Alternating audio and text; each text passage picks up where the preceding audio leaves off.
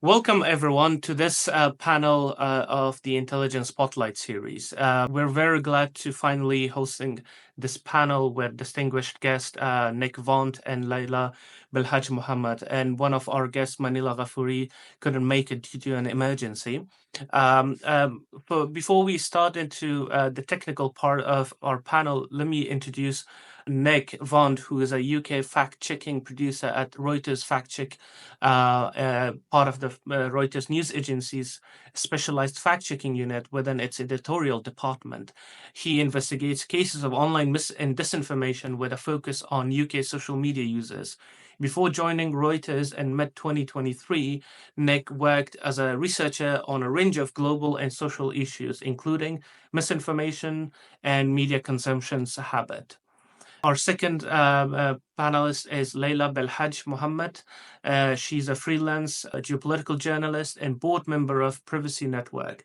She specializes in migration, human rights, digital rights, and the geopolitics of Africa, Southwest Asia. And Laila is also a trans feminist activist, contributing to various podcasts and radio programs to discuss very complex issues.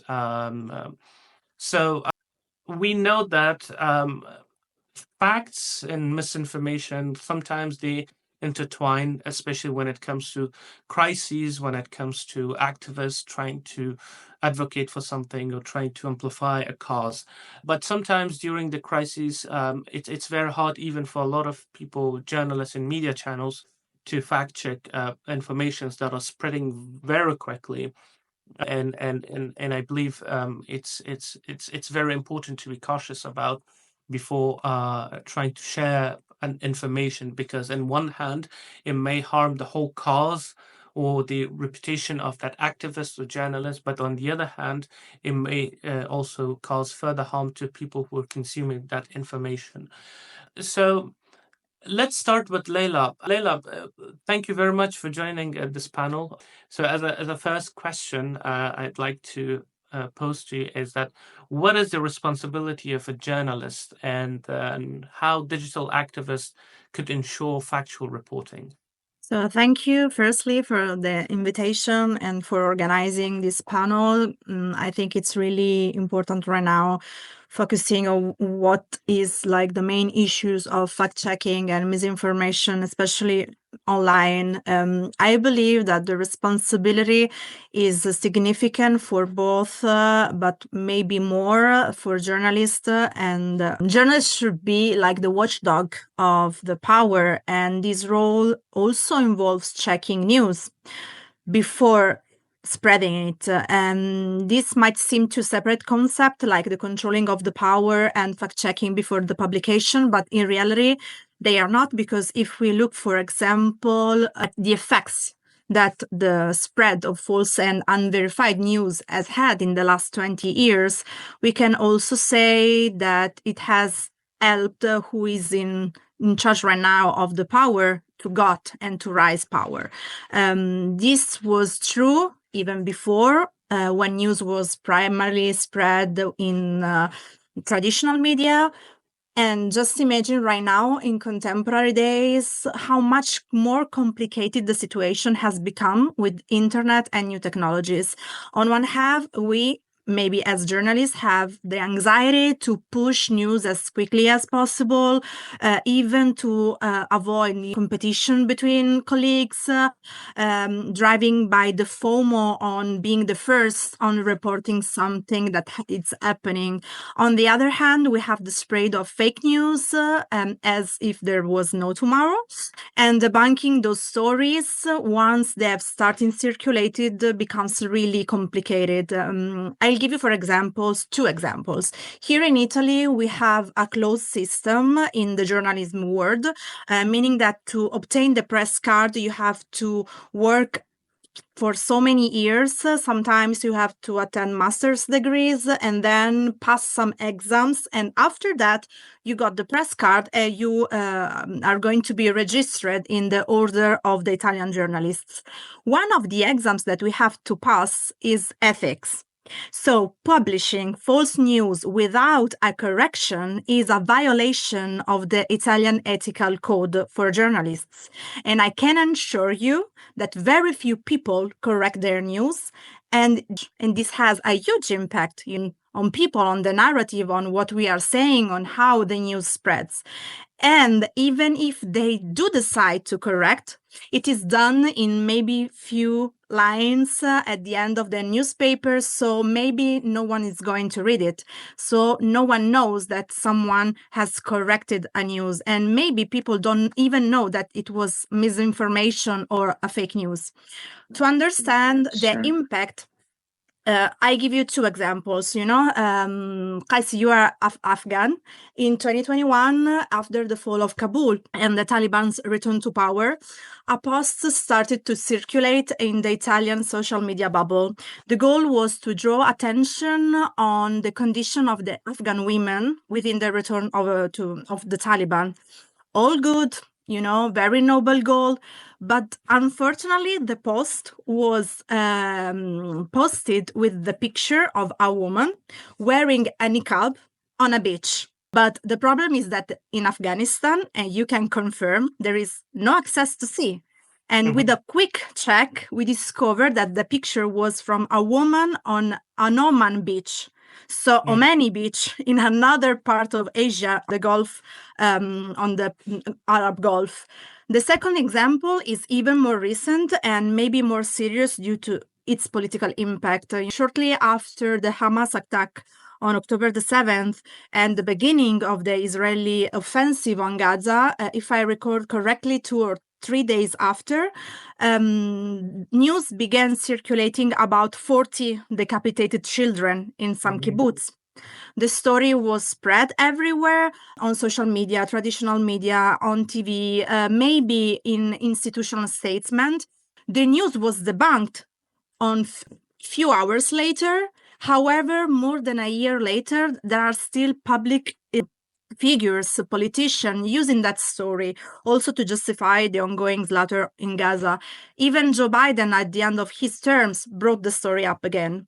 A false story, once it starts circulating, is almost impossible to stop. And I think that also Nick would agree with me on this. It's even more complicated when the information circulate on social media.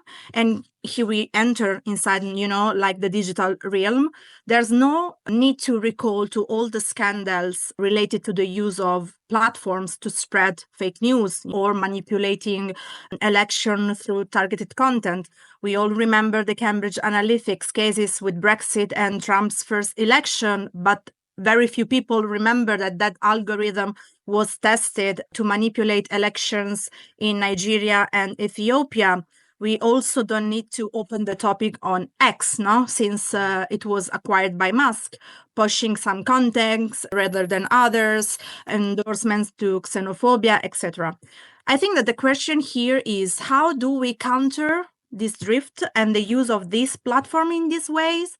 How can journalists and activists use these platforms functionally to try to curb this harm? This is the main topic right now. I think that we need to find the ability to coordinated work, to fact check, to support each other, even in this, and maybe to build some platform like a space for resistance where we can work together for effective counter information.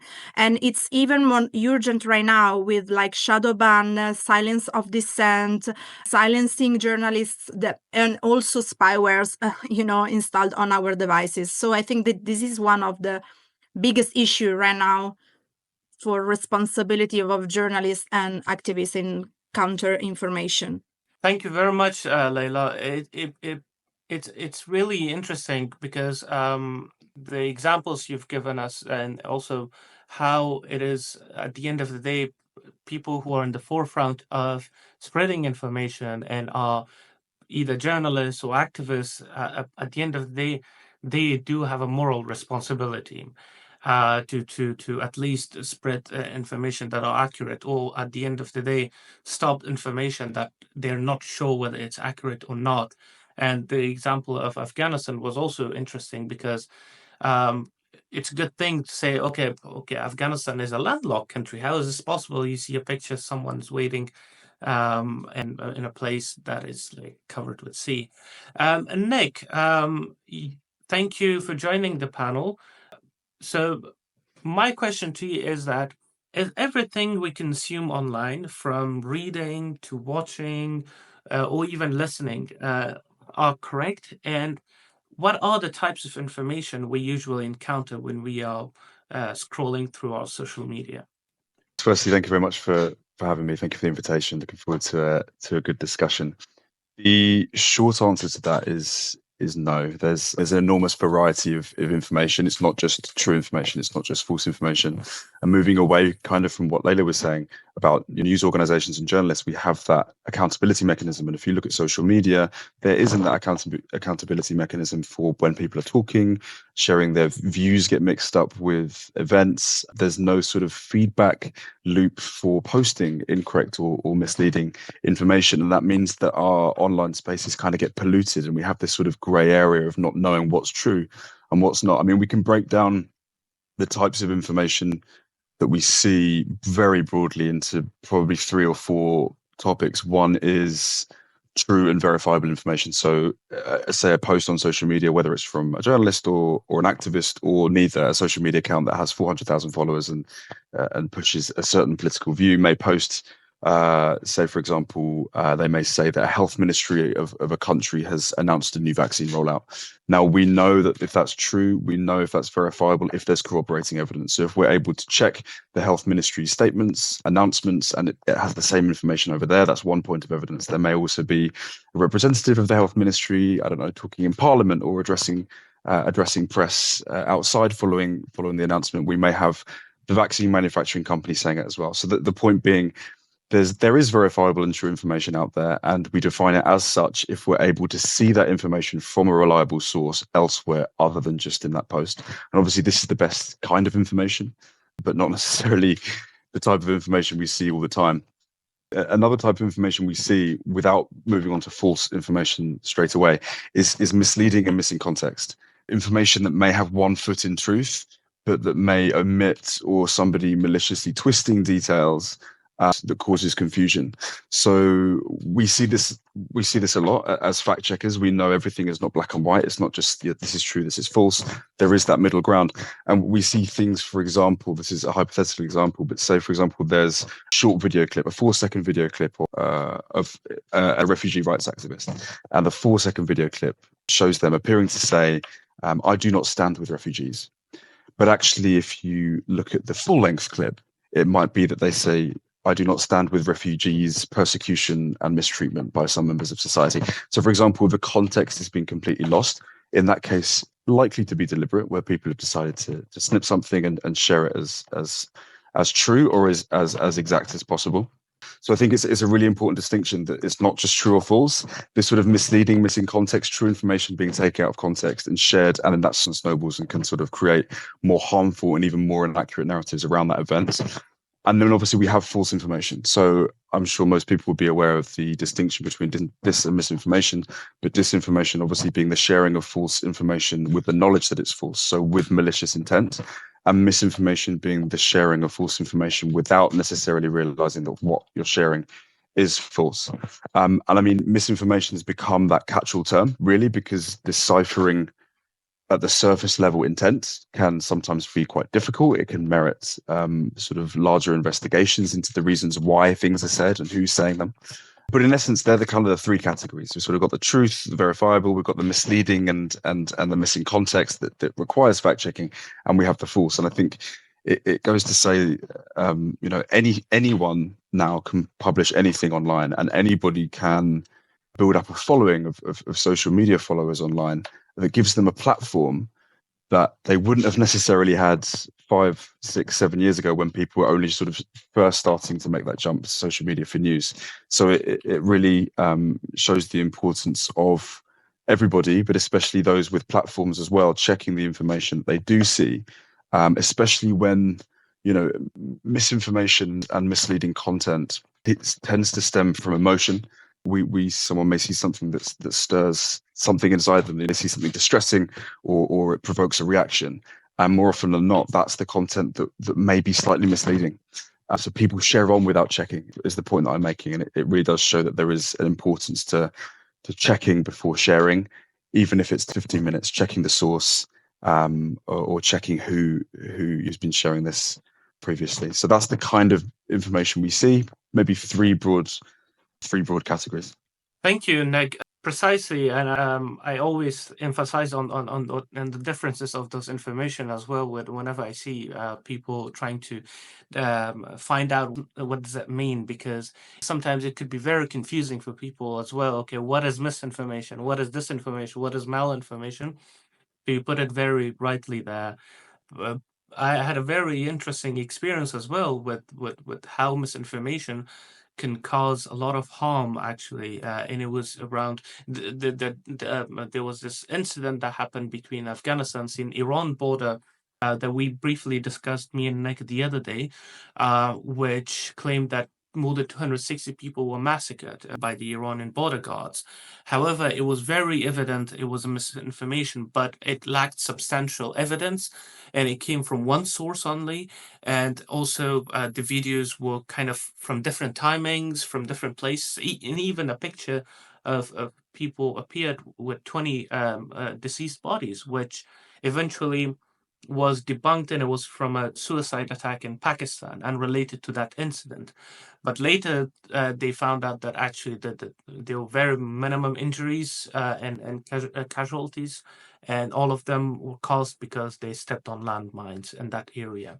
So, but the whole situation in Afghanistan and Iran was so dire, with a lot of people accusing Iran of different racism and vice versa.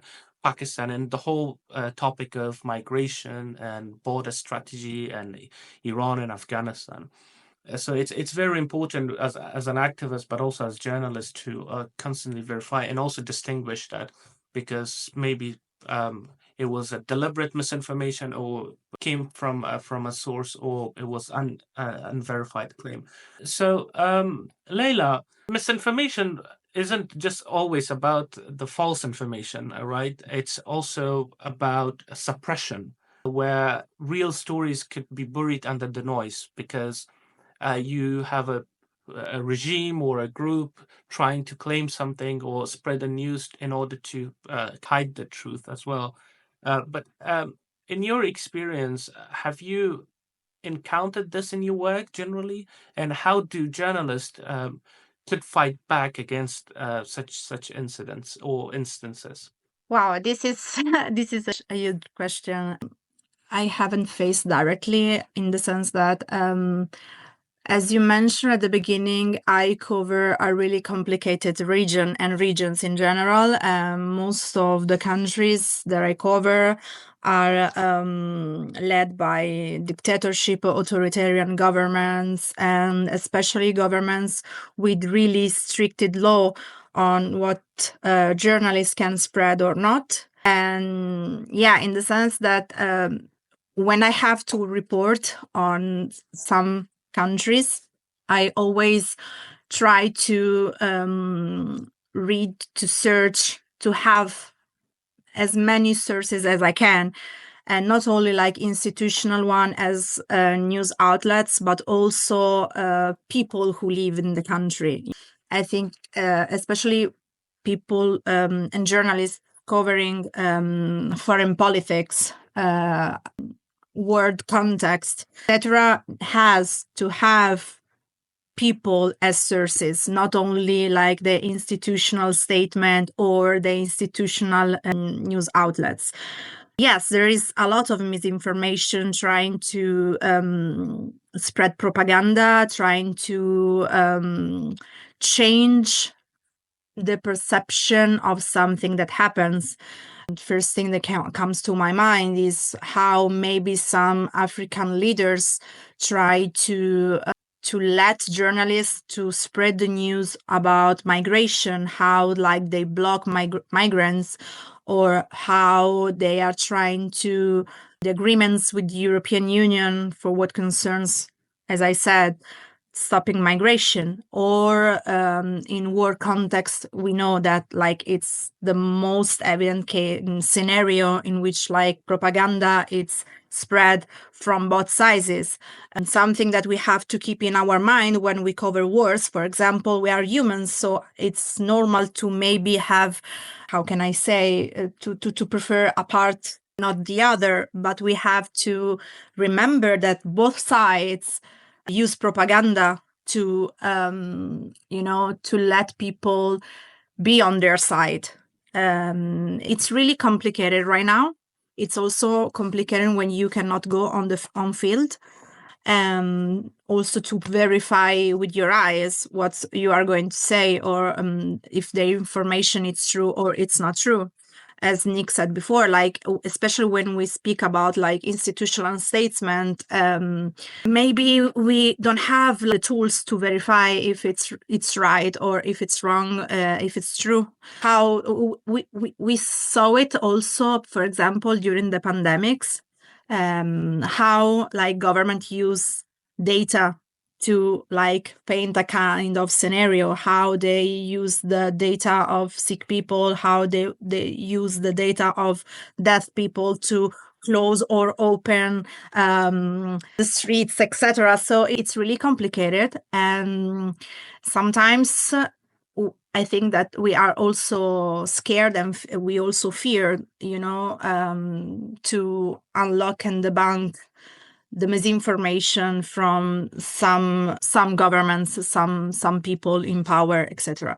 I don't know if I've answered to your question, but I think that it's really hard, and the only tool that we have, it's like to have as much sources as possible, included people. And I think that maybe sometimes people are even more precious than institutional sources. Precisely. Thank you, Leila. Exactly. I actually had a discussion with a friend a while ago about how even despite we debunk some of these misinformation, they are actually deliberately put there by some state actors, so that a lot of fact checkers and journalists get busy with trying to fact check and report on that, while they could carry on and actually do their own missions or strategies that they will have. And I guess this is a very important part that we should also understand how it works, how basically fact check works in general. Nick, I know the way you guys work at the Reuters is it very concise and very direct, and you all have your own policies and methodologies. So how do you verify a claim or simply a social media post trending online from start to finish? Maybe you can walk us through the general Reuters workflow. In essence, I guess it doesn't really deviate from the traditional standards of journalism when it comes to reporting and verification. It's based in the same principles of journalism that any journalist would be doing if it wasn't in a fact check unit, if you like. But the first thing we do, we monitor social media essentially not all day, but every day we'll be monitoring social media for claims, for social media posts that are viral, that may be incorrect, that may end up being true, but ultimately to investigate their accuracy. The first thing we do is we identify a claim, and that might sound really, really straightforward, but it's really important to determine exactly what's being asserted. Some claims online, especially text-based, they can be long, they can be complex, they can be elongated, maybe even deliberately. And it may be now on X, for example, the character limit is very long for blue tick accounts.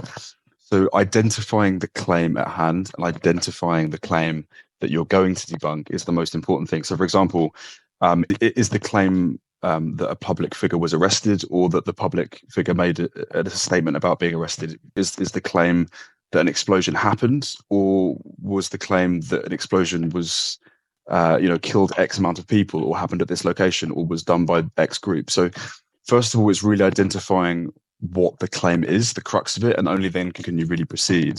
The next thing we'll ask really is what's the source of the claim, and there's a couple of reasons why this is important. First, it can help our own direction internally. It may provide us an indicator of the reliability. So if we're able to pinpoint that this claim originated from an account that we may have fact checked before, or that we know is prominent within a political ideological leaning, which of course there's nothing wrong with that, but we may have an indication as to sort of the motives behind certain pieces of information, why things may lack context and things like that. That can help us think, okay, we know where we are at the moment. It may provide us an avenue informally, internally to sort of direct our way of thinking.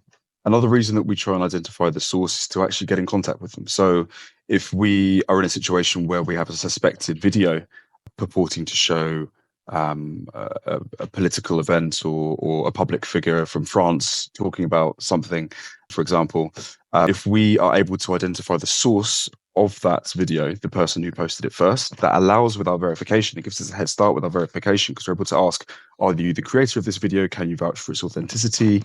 If you are the creator of the video, can you tell us with what platform you created it and things like that? So after identifying the claim that we're looking at in the first place, we'll always try to identify the source. Sometimes this may not be possible, and that's not necessarily a huge hindrance on the process of verification, but that's always the second step that we'll take. The next step is, well, really it's the crux of the work. It's the evidence gathering. So we're asking ourselves, how accurate is this claim? And as Leda said, absolutely rightly, the amount of sources, the number of sources we can get for this, the greater, the better. We're always going to be looking for evidence relevant to the claim at hand, supportive or otherwise. We may consult multiple experts. We'll look at public records, official statements. We'll consult authorities. We'll get in touch with people named in the claim. We may conduct, Case, I know this is your speciality, but geolocation and using satellite imagery to work out if something happened there and then. And we'll compile that. We'll bring it all together. We'll consider the reliability of the sources that we have as well. And we'll also, another point is we'll always reach out to experts if necessary, because, if we're dealing with a claim that's about climate change or vaccines or about a very specific technical aspect, I don't know, sort of wind farms or solar panels or something like that, we're always going to consult an expert, at least two experts within that field, to provide our readers with context and expertise from somebody who lives and works every day within that arena, and that really helps to bolster our fact check articles and our evidence as well.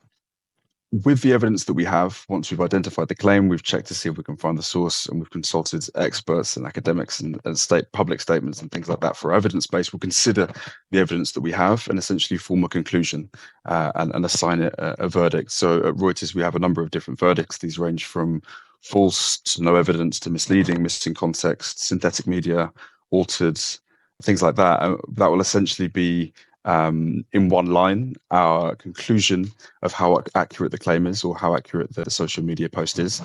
And that's before our final step, which is publishing. So we'll usually publish a 350 to 400 words fact check article.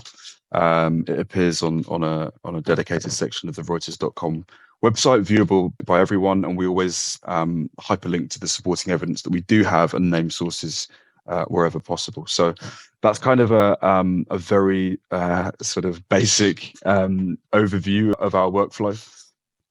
But I definitely put the emphasis on identifying the claim at the beginning. It sounds like a really straightforward thing to do, but sometimes, especially if you're fact checking, say, a conversation that happened on a podcast or a YouTube video, it's really, really important to nail down what it actually is that you're trying to verify. Otherwise, the verification can get mixed up and readers can get confused about the situation. Thank you. Exactly. I encountered sometimes that there's one claim. That claim might include a picture, that might include a text or a video. So it's not, mostly it's a combined type of content. Sometimes it could be just only text or only picture, but usually we have videos or pictures coming with a claim, written claim. And when it comes to videos, yes, or audios, or even the fact that you not only just fact checking the whole claim, but you also have to check whether the video is relevant to the claim, the picture is relevant to the claim. And interestingly, now we are also dealing with AI generated content too, which actually puts a lot of more pressure on fact checkers, especially at times of crisis. You have a picture, you have a claim of an incident. Maybe that incident is true, but then the picture is very realistically generated, and people believe it. And because we go back to that element of how disinformation could also put could have an emotional appeal to people, so that will attract them into verifying that. So Leila, another question I have for you is that it comes down to fact checking, but also comes down to where you are board member of the Privacy Network, right? And privacy concerns are also growing worldwide, especially for those working in journalism and human rights. What are some essential privacy practices that fact checkers and journalists should adopt to protect themselves and also their sources? Yes, firstly, I think that encrypted tools like we need to, especially after like the scandal of the last week of the spyware, in some activists, especially in Italy, is one journalist and some activists. We have to spread like the culture of digital education, and also like in privacy by design, in the sense that people have to learn how to have digital security for their devices, because it's good for yourself, but also to protect your sources.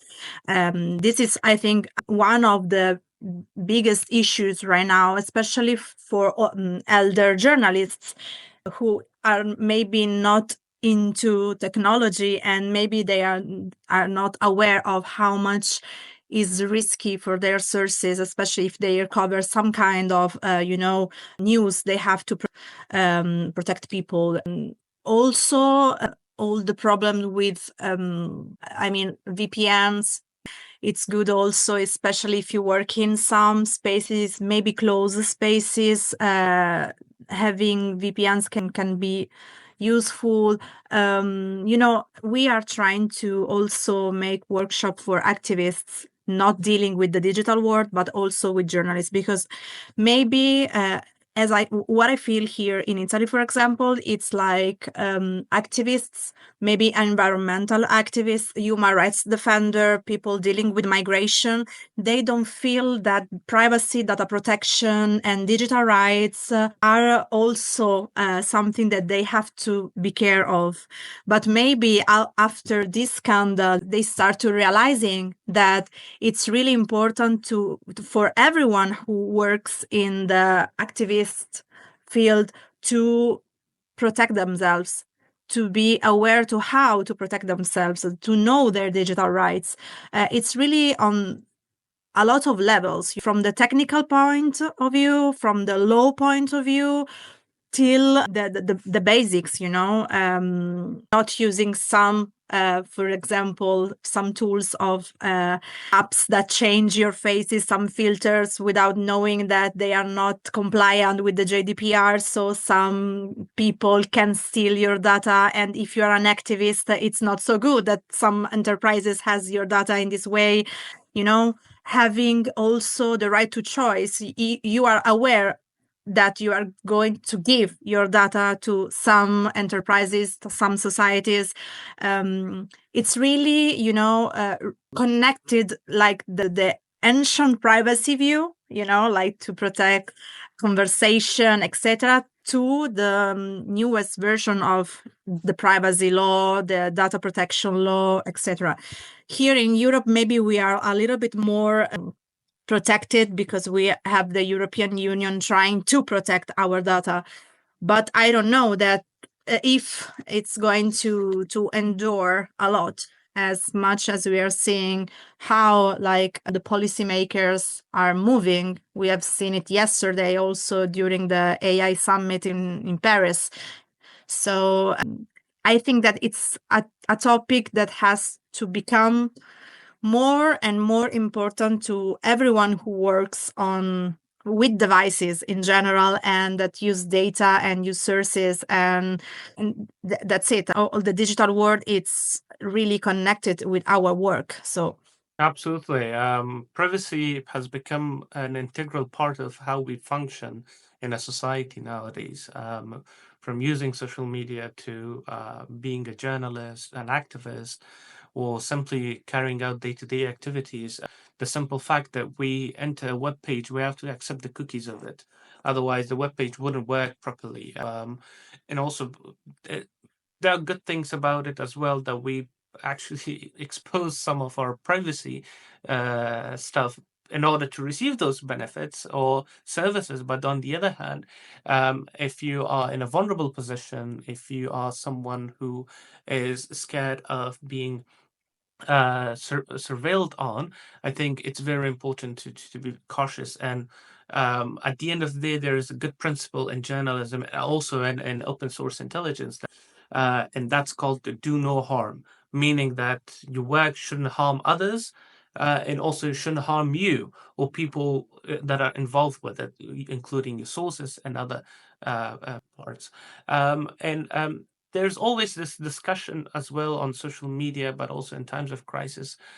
People, when you see a claim is debunked, people calling out media organizations or fact checkers that okay, they are biased. Why they try to fact check something, and that goes. And for that reason, I have that question for Nick, because I've seen some critics argue that fact checking organizations could have biases, and but so from your work and Reuters general policies and laws, so how does it maintain its neutrality and trying to ensure public's trust when it comes to your work area particularly? Yeah, I mean, I can't speak for other organizations, but within Reuters, maintaining public trust is paramount. It always has been, and we've got a number of safeguards that apply to Reuters fact check, but obviously also to Reuters at large, that ensures objectivity. So we have the Reuters Trust Principles. They were established in 1941, and they essentially state that Reuters and its journalists must report news information with integrity, with independence, with freedom from bias, and that applies to everybody with a Reuters pass that enters a Reuters newsroom. So that's the first thing I would say. Another thing, which is more honing in on the fact check unit, we have layers of editing. So it's not the case that a writer or a producer just sees something and publishes something. We have layers of editors. Our fact checks are vetted. We have multiple touch points. We have conversations, which is a very important part of I think, disinformation, having conversations about what we see and how we address it. So those layers of editing reduces the risk of inaccuracy as you pass through them. We at Reuters are also a signatory of the IFCN, so that's the International Fact Checking Network, which is essentially a sort of global community for fact checkers. It promotes best practice and fosters conversations and meetings and networking and things like that. And those principles themselves are promoting non-partisanship, fairness, transparency both in terms of methodology, but also in terms of funding of the media organizations that are part of the network, and also a commitment to open and honest corrections as well. So signatories, Reuters being one of them, also have to provide evidence that they are continuing to adhere to those. So those are the three aspects here at Reuters Fact Check that would sort of go towards our maintenance of our objectivity in this space. Thank you. So our official panel is over now. It's time for Q&A. I've already seen 2 questions from Said Anush. I think the first question would be more relevant to Leila. That is about how we check the information and accuracy of information in a very closed civic space. good question. I think that a little bit we have already answered to it, because I think that's something has to be like a path of fact checking in general. So you have to have trusted sources for sure. And maybe when you are in a setting in which it's really close, you have to find the relatable and well-established sources, maybe NGOs, maybe civil society, as I said before, people that you really trust. Check on multiple sources. I think this is like a rule for everyone, not only in a closed civic space, but also in an open civil space. And as Nick said before, consult experts, local stakeholders, especially in closed spaces. Inside these well-trusted sources, you have to have, of course, stakeholders and experts that knows what are you talking about, what you want to verify. Maybe in this kind of situation, is much important than ever to have technology with encrypted tools. So have good digital security on your devices, using VPNs, using encrypted messaging services, secure your platforms, secure your apps, to have everything secured, just because maybe in a closed civic space you are scared to be tracked or spied. You have maybe something that I suggest, this is in general, but especially in closed civic spaces, try to find a collect number of maybe data transparency, in the sense that maybe in places in which governments and authorities don't give data because maybe they are, as I said, in an authoritarian country, they don't give you the data about, I don't know, the number of people in jail or unemployment, etc. Trying to find a way to access to reports and to data, maybe outside and as much transparent as you can. Then trying to find if there is a way to verify your sources, maybe to have a verification mechanism that you can steal from other experiences. And maybe you just have to take care of propaganda, especially when you try to collect the data. But I think that you have to be in contact as much as you can with the places, the environment, with stakeholders, with people, NGOs.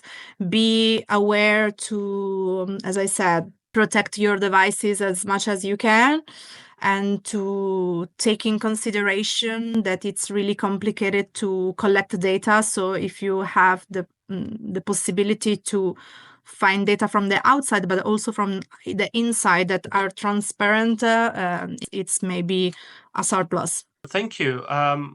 Nick, there's an interesting question for you as well, and that's to do, how about the posts that come from the authorities themselves? Are they verifiable, and how would you require verification for them? Basically, I guess the question goes back to the government spokespeople or the statements that are coming from governments. Are they still needs to be verified? I think the beginning to the answer to this question is that any information can be incorrect, no matter where from. Nothing is beyond the ability to be wrong. It goes back to what was mentioned previously about having multiple sources. So one spokesperson is always just going to be one source, and their words within journalism, no matter the organization, will be considered as one source. At Reuters Fact Check, we mostly focus our efforts on viral social media posts. So more often than not, 90% of the time, they tend to arise from non-political figures. But our fantastic US team, for example, conducted some live fact checking during the presidential debates, for example, showing that an administration or a leader or a potential leader is not automatically exempt from fact checking, and their word is not automatically unverifiable. But in essence, anyone can share any kind of information, and that information can be wrong. It just depends on the context as to whether that might be fact checked directly, or whether that would be taken into consideration as one source of a wider pool of sources on another topic. Thank you, Nick. Absolutely. Everything that is online needs to be verified at the end of the day.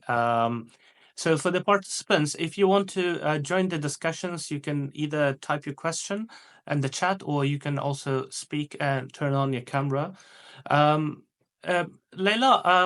a question I have from you, and that's to do with the regions, mainly North Africa and also Italy, because that's where you're mainly focusing on. What are the current trends in that region these days, and how much of it is influenced by misinformation, and how are you reporting on issues related to North Africa? If I open the mic, it's better. You mean in social media or in general? Yes. Generally in social media, what are the current trends? Well, that's in social media right now in Italy. It's of course Sanremo, which is the biggest kermesse in music television that everyone is watching it, but also all the issues that Meloni has right now with the Al Masri case. So the case of the Libyan general who was arrested under the request from the ICC, but then he was freed to Libya 2 weeks ago. And the Paragon Solution scandal that I mentioned before, the spyware. So it's really interesting seeing how the population on social media, especially on X and Instagram, is divided into, okay, it's the week of Sanremo, there is no politics, there is only like this cultural event. And on the other side, all the problems inside the Italian government.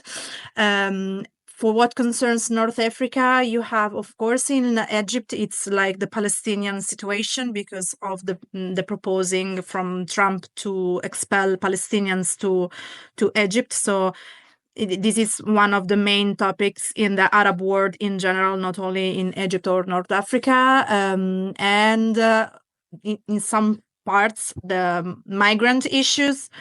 But it's really hard to figure it out on what is trending in North Africa countries because not to go on the details because it's better to not, but they have a lot of laws that controls what's going to be posted. So people are scared to speak about some topics. So it's always like maybe something cultural, sometimes something that dealing with the authorities, but not so much because, as I said, people are scared.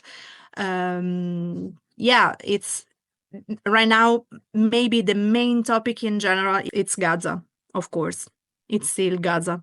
Thank you, Leila. That was interesting because North Africa generally we don't much hear about it, but it's very much connected with Europe and the Middle East, and as well as how the geopolitics work there. And sorry if I interrupt you, but something that it's according to me interesting is the tool that they use. For example, in Tunisia, Algeria, and Morocco, they still use a lot Facebook that works in trends in a different way from X, Instagram, etc. So it's also a challenge. You have to figure it out which kind of tools people use and how content go in trend, which is not the same because the algorithm is not the same. So this is also something that you have to take in account. Yeah, precisely. So Nick, I have a question for you. Currently, I'm sure you have a lot of projects on your pipeline in terms of fact checking and news and stuff. What's your favorite tool when you fact check that others could also learn and use it so that at least they could fact check a claim they see?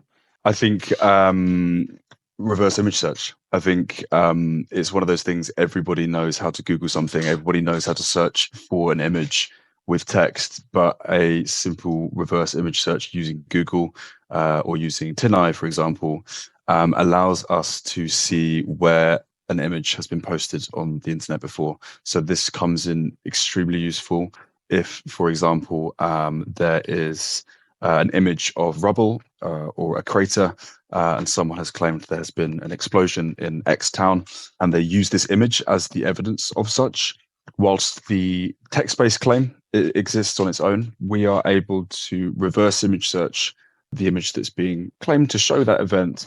And if it has been on the internet before, we're able to immediately say, not necessarily that the event didn't happen, but that this image doesn't show it. So I think that personally is my favorite tool. I think it's very simple, and people listening have probably used it before, but I think to the everyday person, it's not necessarily something that's as widespread as searching by text, and it can be extremely useful for just understanding whether or not the image you're seeing online has popped up before, and that can sometimes just end the conversation there. If it's existed before, then it's not related to now. But yeah, very, very good tool, and very basic, but very good.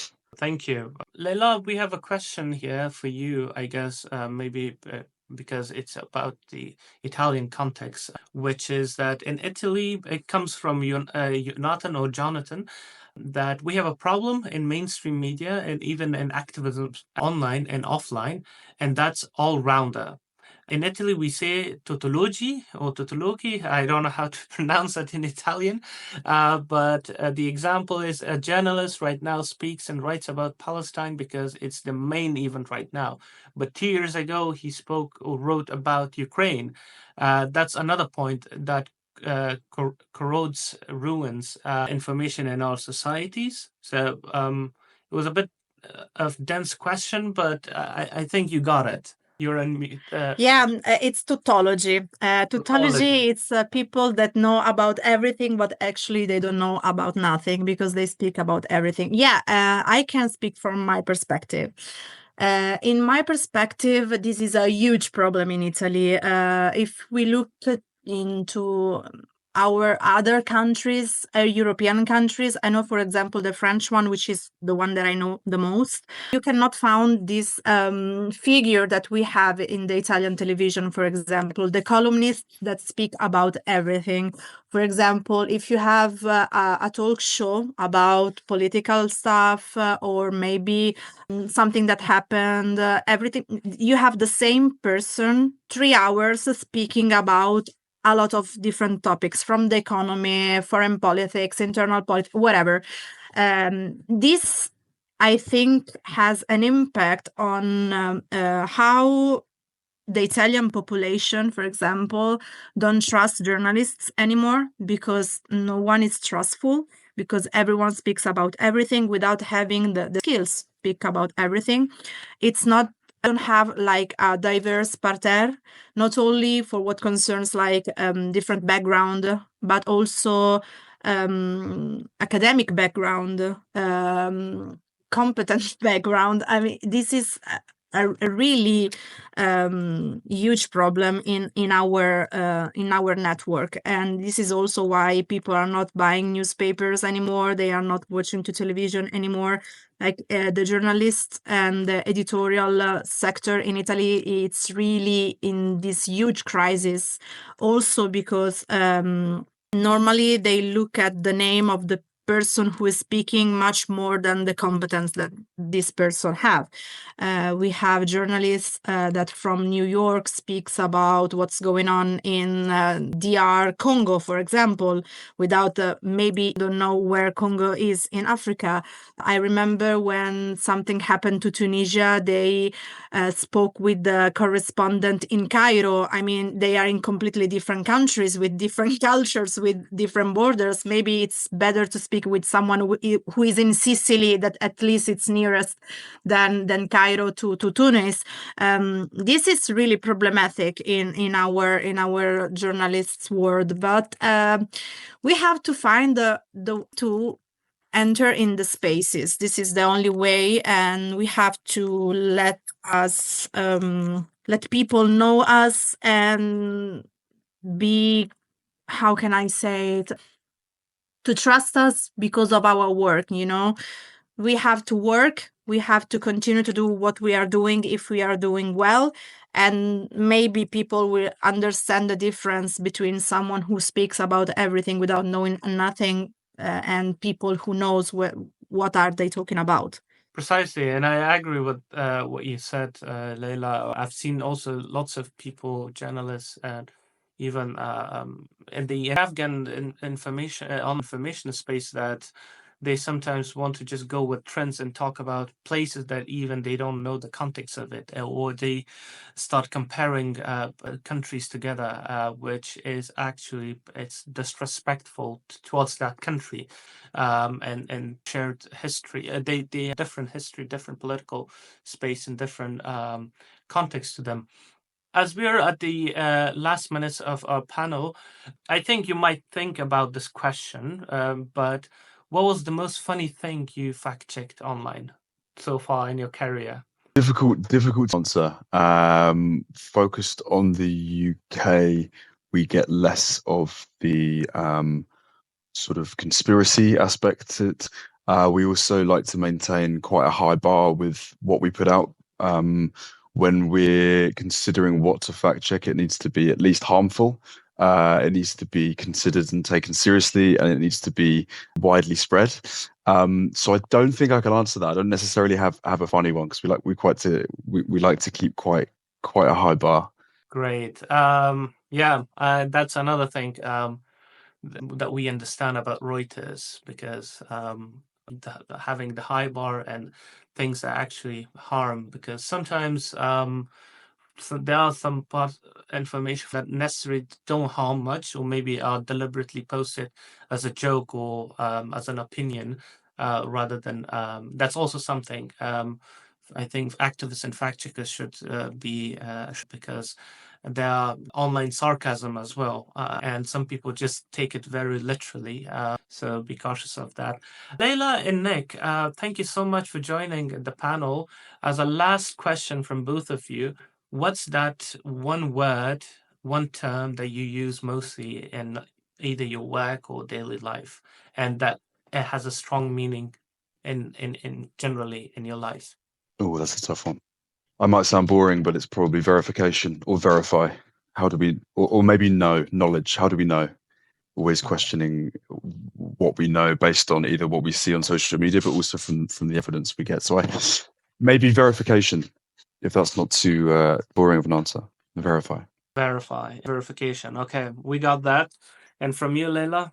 I mean, you want a word that I use while working or that it's related to work because they are completely different from, I mean, if you want the first one, it's the Italian equivalent of full, because every time that I see something that I have to work on, I'm full. I mean, there is no space, no more to like breathe in everything that is going on right now. But you want one related to what I'm working on, and one for your work, and one could be generally a meaningful word in your life. For my work right now, it's surveillance. Mm. It's really surveillance, because I'm dealing a lot with surveillance, mass surveillance, facial recognition, spyware. Like, I'm dealing a lot with this part of my job. And in general, it could be a little bit more like romantic, but it's revolution. And maybe it's also connected. This is more like personally and maybe culturally involved, but it's revolution. Resist, because I think it's a moment, it's an historical moment in which we have to be aware of everything that is going on. And on that note, let's make a revolution of fact checking in every field. And thank you so much, Nick and Leila, and for everyone who joined us. Please go and check out Nick's work on Reuters website, as well as on social media, as well as check out Leila's work. She's very active on Instagram and X. Mostly she writes in Italian, but also I've seen a lot of English content from her. Go check their work. Thank you so much for joining. Till next time. Bye-bye. Thank you. Thank you very much. Bye.